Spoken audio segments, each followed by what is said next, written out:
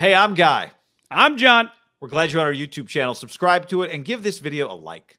Yep. Also, subscribe to our podcast down below in the description. We're sponsored by Tito's Handmade Vodka. #1 vodka in America. Check out in the description, nokidhungry.org/ham. We've got a big fundraising campaign going with them.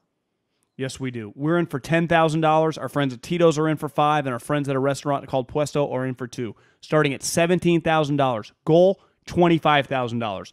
nokidhungry.org/ham. All donations are tax deductible.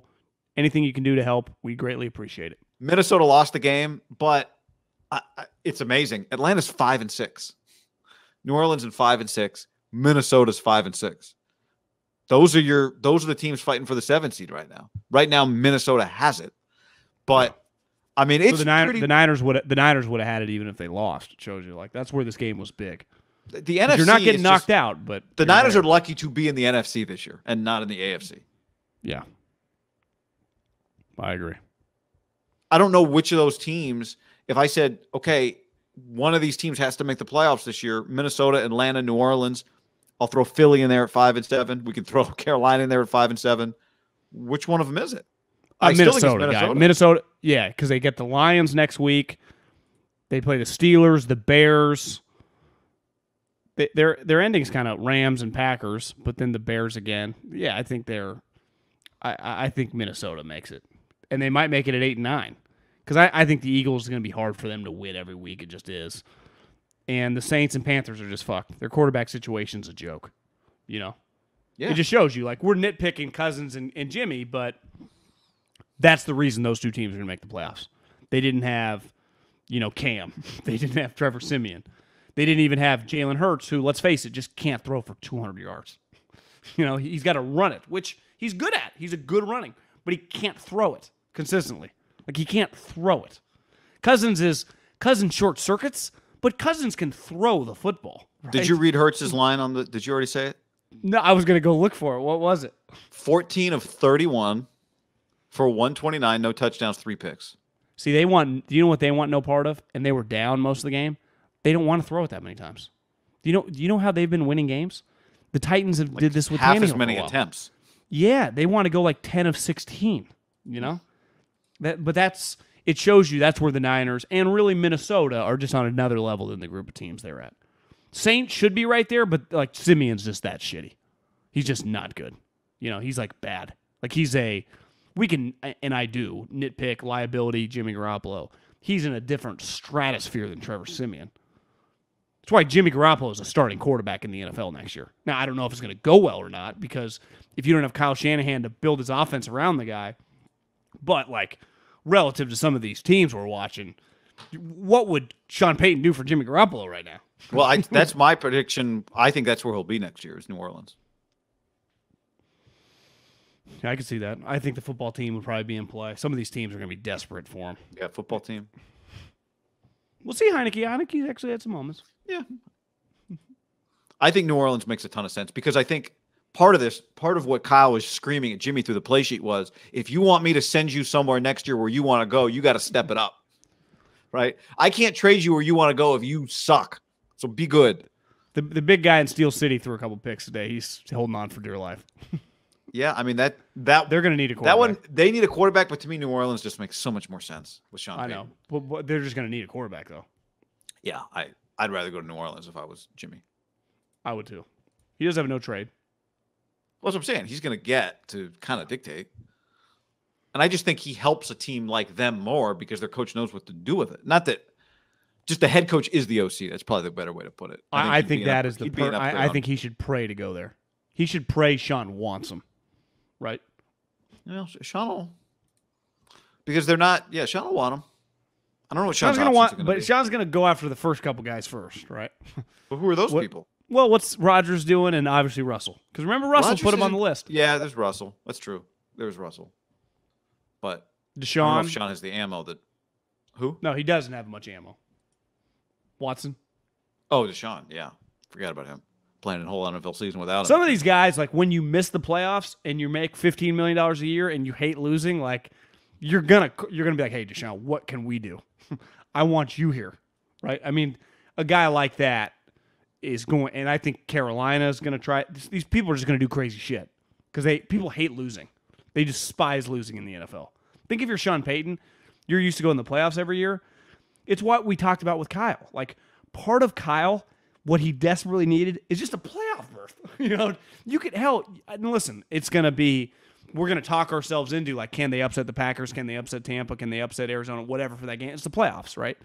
But just getting there is a big deal when your career has some holes beside the one season. Like, this would be a really impressive 10-7, 6 seed. Like, fuck. When it could have just, that's why you pay a coach a lot of money, because I say this all the time. You don't give, like, Andy, Belichick, Harbaugh, what USC's paying Lincoln Riley, Saban, Kirby. Like, a lot of guys, everyone acts the same when you win, right? Like, anyone can, I guess, let me rephrase that. Anyone can handle winning. Any coach worth their salt. The overwhelming, he'd be an outlier, and that's why he got canned fast.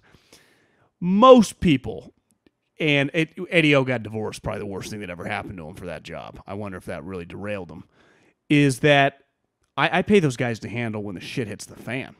And I got to give Kyle some credit, because it could have fallen off a cliff.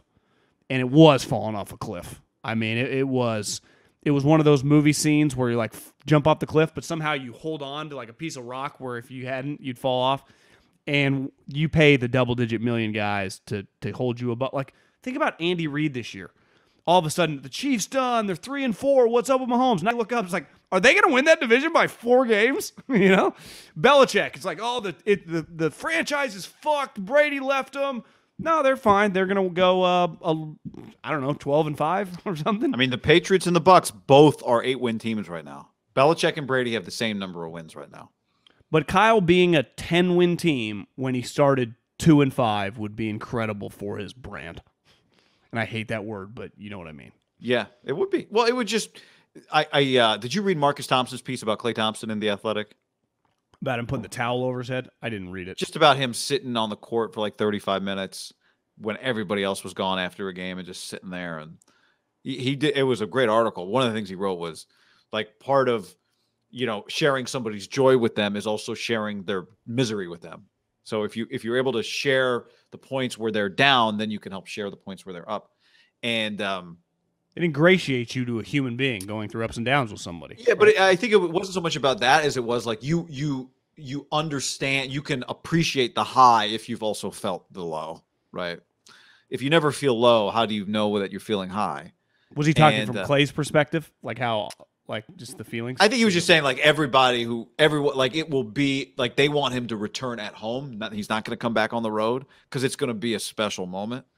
And part of that moment is going to be everyone knowing, because Clay is so transparent, how much it hurts him to be out, how much he loves basketball. And so because we know how much it hurts him to be out, we'll also know how much he loves being back. And I think Can you just imagine? Because, I mean, Kyle has a little of this, but Belichick had 20 years after last season, every single human taking a shit on the Patriots. And then this season, they started 1-3. They had a couple crazy losses. The pride everyone in Boston feels right now in their guy. Like, I would take a bullet for that little curmudgeon. Do you see what he was wearing today? I mean, it looked like he had on a 30-year-old white sweatshirt thing. And, like, he just looks like shit. They beat the shit out of Tennessee.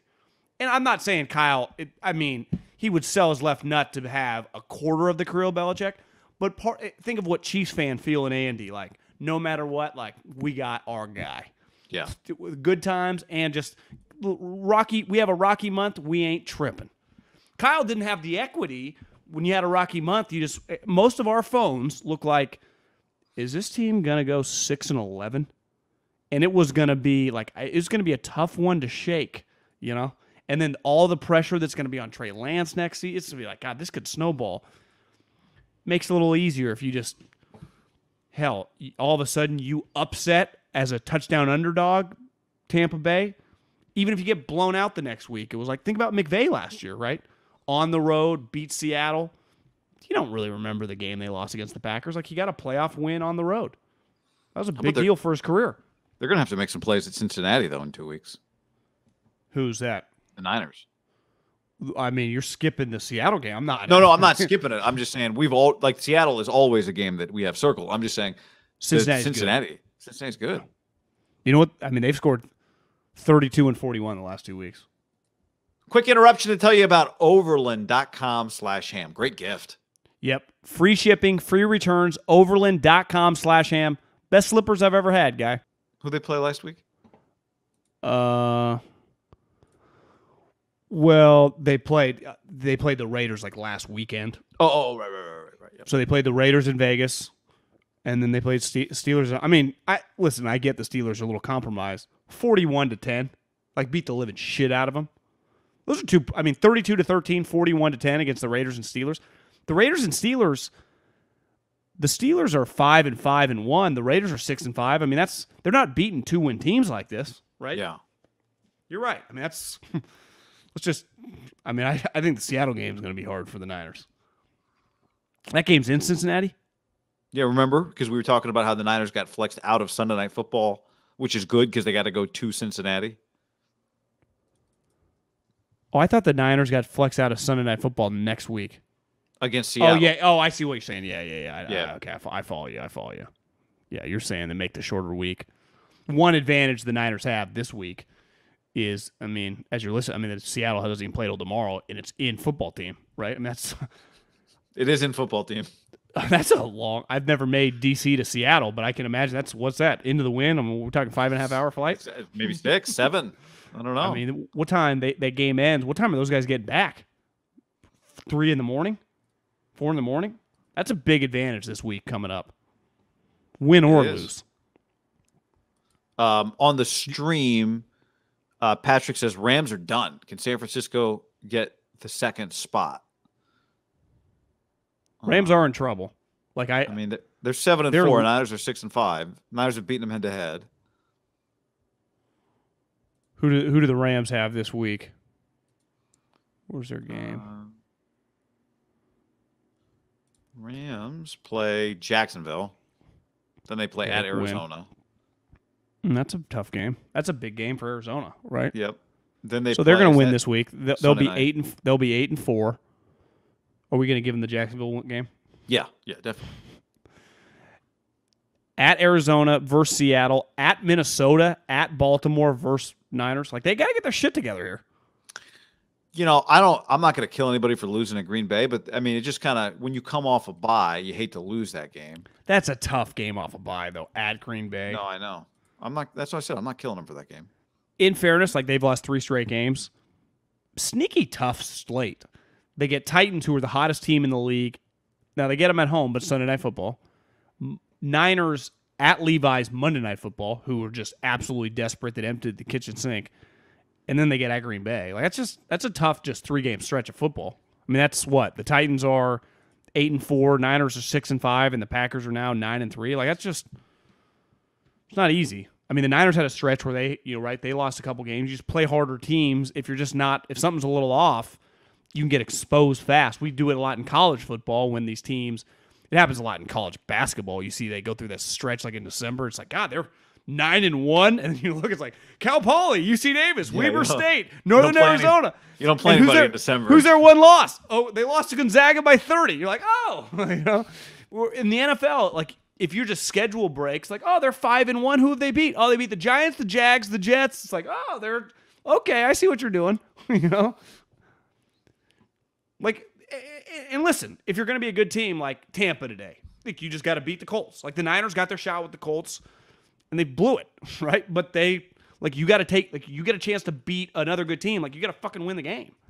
The Niners have blown their 2 shots with Arizona.